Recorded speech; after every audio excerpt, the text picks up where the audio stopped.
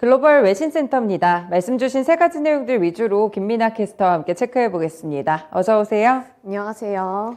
네, 일단 첫 번째 소식으로는 이제 FOMC 회의 하루 차에 이제 접어들었는데 앞으로 금리 인상 어떻게 할지가 상당히 궁금합니다. 일단 연준의 장기적인 시각에 대한 전망도 나왔다고요? 네, 그렇습니다. CNBC 보도 내용이고요. Fed expected to hike rates by 3/4 of a point again, but its forecast may matter most. 네, 연준 쪽에서는 다시 한번 큰 폭의 금리 인상을 할 것으로 보이는데 바로 CNBC 측의 코멘트부터 들어보겠습니다. 연준이 기준금리를 4%대로 올린 뒤에 상당 기간 동안 유지할 것이라는 월가 설문조사 결과가 나왔습니다. CNBC는 여러 이코노미스트와 펀드 매니저 등 35명을 대상으로 이번 달 설문조사를 진행했는데요. 이 설문조사에 참여한 전문가들은 내년 3월 기준금리가 평균 4.26%까지 올라갈 수 있을 것이라고 전망했습니다. 7월의 조사 때보다 0.4%포인트 정도 올라간 수치라고 하는데요. 현재 미국의 기준금리는 2.25에서 2.5%인 만큼 여기서 더 큰 폭으로 오를 수 있다는 전망이 제기가 된 겁니다. 응답자들은 연준이 금리를 최고 수준으로 끌어올린 뒤에 약 11개월 동안 이런 높은 금리를 유지시킬 수 있다고 함께 봤는데 이 같은 긴축에도 대부분의 응답자들은 인플레이션을 연준 목표치인 2%까지 되돌리기에는 상당한 어려움이 있을 것이라고 예측했습니다. 현재 8%대의 물가 상승률이 올해 말까지는 6.8%로 떨어지고 또 내년에는 3.6%까지는 내려갈 것이라고 봤고요. 때문에 연준의 목표치인 2%까지 도달하는 데 있어서는 상당한 기간이 걸릴 수 있을 것이라고 분석한 겁니다. 한 2024년이 되어야만 연준이 물가 안정 목표를 달성할 것이라고 예상한 만큼 우선 4%대 기준 금리가 올라가고 이러한 금리 인상이 상당한 기간 동안 유지가 될 수 있을 것이라는 분석과 함께 인플레이션을 잡는 데에도 함께 좀 오랜 기간이 걸릴 수 있다는 예측이 나왔습니다. 네, 워낙 인플레이션이 높다 보니까 아무래도 연준이 4%대까지 금리를 올릴 때까지는 좀 멈추지 않는 그런 공격적인 금리 인상 행보를 보일 것 같다는 전망이었습니다. 네, 다음 소식으로 넘어가 볼게요. 사실상 중국의 기준금리격이라고 볼 수 있는 LPR에 대해서 지난달에는 인하를 했었는데 이번 달엔 동결을 한다고요? 네, 그렇습니다. 로이터 통신 보도 내용이고요. China leaves lending benchmark unchanged amid global rate squeeze. 네, 중국은 지금까지 금리와 관련해서 미국과 다른 길을 걷고 있었는데 이번에 어떠한 이슈가 있었는지 함께 살펴보겠습니다.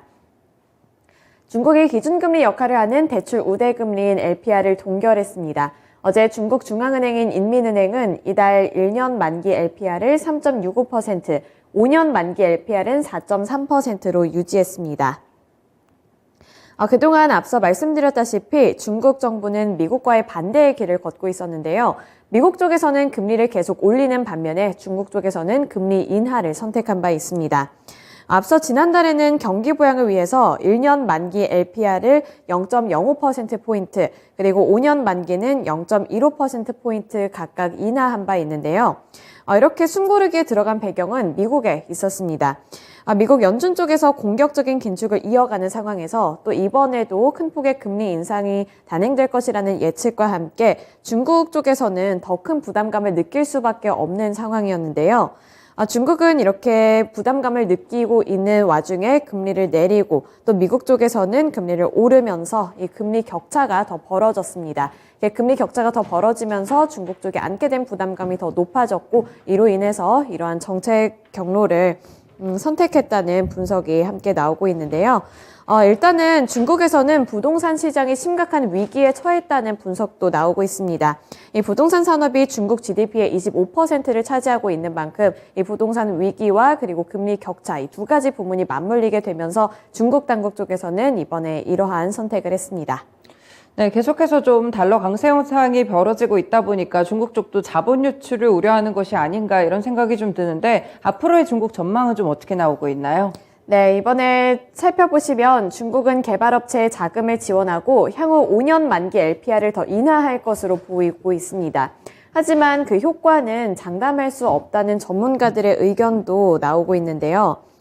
당국 쪽에서는 각종 지원 조치로 부동산 위기에 대처를 하고 있지만 아파트 수분 양자들의 모기지 상환 거부 움직임이 오히려 늘어나면서 위기는 더 확산되고 있기 때문에 지금은 어떻게 뭔가 효과가 있을 것이라고 단정 짓기는 이르다는 평가입니다. 또 여기에 중국 당국에서 진행을 하고 있는 제로 코로나 정책에 따른 이 봉쇄 조치도 부담 요인으로 작용되고 있고요.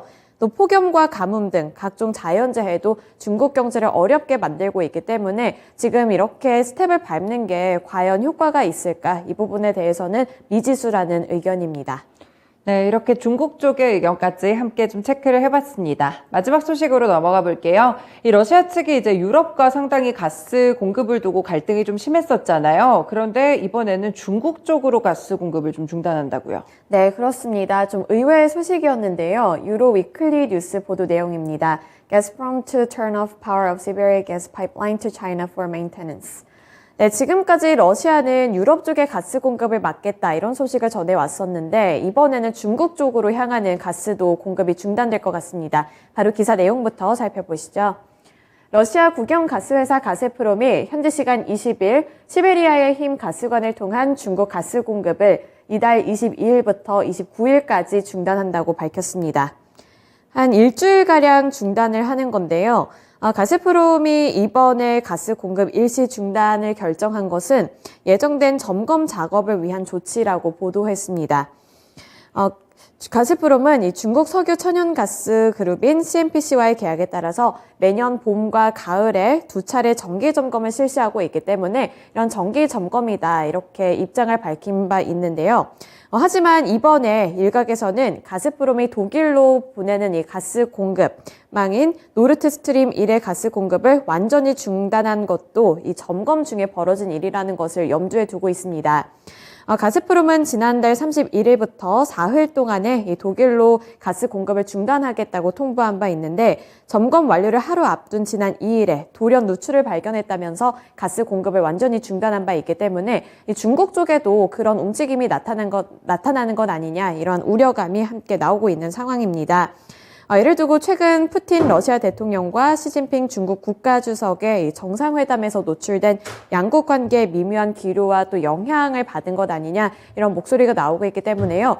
러시아 그리고 중국 쪽의 관계 흐름을 잘 지켜봐야겠습니다.